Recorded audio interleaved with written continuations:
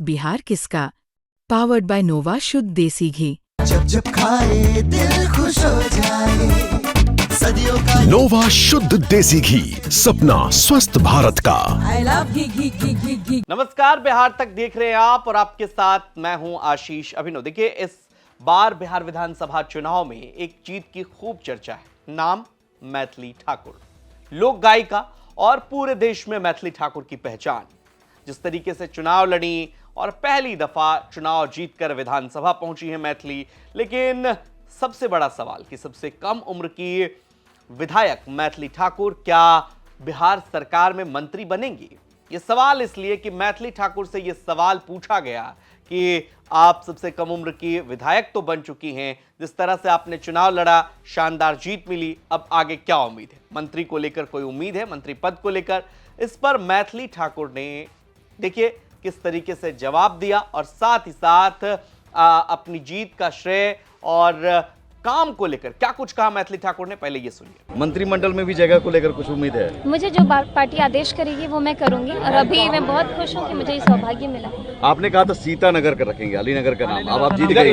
अभी तो बहुत कुछ चीजें करनी है और हम लोग लगे हुए हैं हर एक काम में। पहले तो हम लोग शपथ ग्रहण कर ले, उसके बाद में हम लोग एक एक करके चीजों को करना शुरू करेंगे, अपडेट करते रहेंगे। आपको बता दें कि दरभंगा के अलीनगर से मैथिली ठाकुर ने चुनाव लड़ा भारतीय जनता पार्टी के टिकट पर और उसके बाद एक बड़ी जीत मिली। यहां आरजेडी के विनोद मिश्रा चुनाव लड़ रहे थे, वो चुनाव हार गए मैथिली ठाकुर से और मैथिली ठाकुर चुनाव जीतकर विधानसभा पहुंची हैं। सियासी पारी की शुरुआत हुई है मैथिली ठाकुर की। आप जानते हैं कि मैथिली ठाकुर लोक गायकी में अपनी पहचान बना चुकी हैं और मिथिला की पहचान से भी मैथिली ठाकुर को जोड़ा जाता है।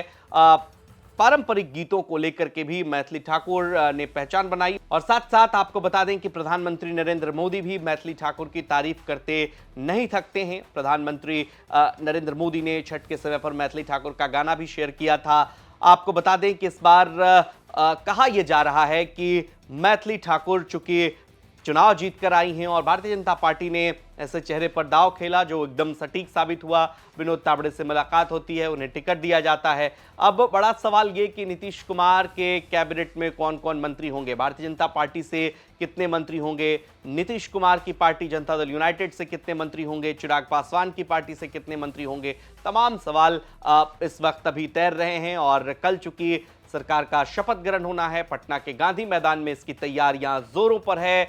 10वीं बार मुख्यमंत्री नीतीश कुमार पटना के गांधी मैदान में बिहार के मुख्यमंत्री के रूप में शपथ लेंगे। उनके साथ कई मंत्री भी शपथ लेंगे, लेकिन बड़ा सवाल यही कि भारतीय जनता पार्टी से कितने मंत्री होंगे, नीतीश कुमार की पार्टी से कितने मंत्री होंगे और साथ ही साथ जो महत्वपूर्ण मंत्रालय है वो किसके जिम्मे जाने वाला है। दूसरी तरफ डिप्टी सीएम को लेकर के भी चर्चा है कि सम्राट चौधरी, सूत्रों के हवाले से खबर है कि उन्हें रिपीट किया जा सकता है, जबकि विजय सिन्हा को लेकर खबर है कि उनकी जगह कोई दूसरा चेहरा हो सकता है। लेकिन मैथिली ठाकुर क्या बीजेपी के मंत्रियों की लिस्ट में शामिल होंगे? आपको क्या लगता है? मैथिली ने तो यहां पर क्लियर कट जवाब दे दिया, इस मुद्दे पर उन्होंने अभी अपनी कोई टिप्पणी नहीं की। लेकिन आप क्या सोचते हैं, क्या मैथिली ठाकुर को बिहार में बीजेपी एक और बड़ी जिम्मेदारी देगी, मंत्रालय में भी उनका नाम होगा? कमेंट सेक्शन में अपनी राय हमें जरूर बताइए और बिहार की तमाम खबरों के लिए आप देखते रहिए बिहार तक। नमस्कार।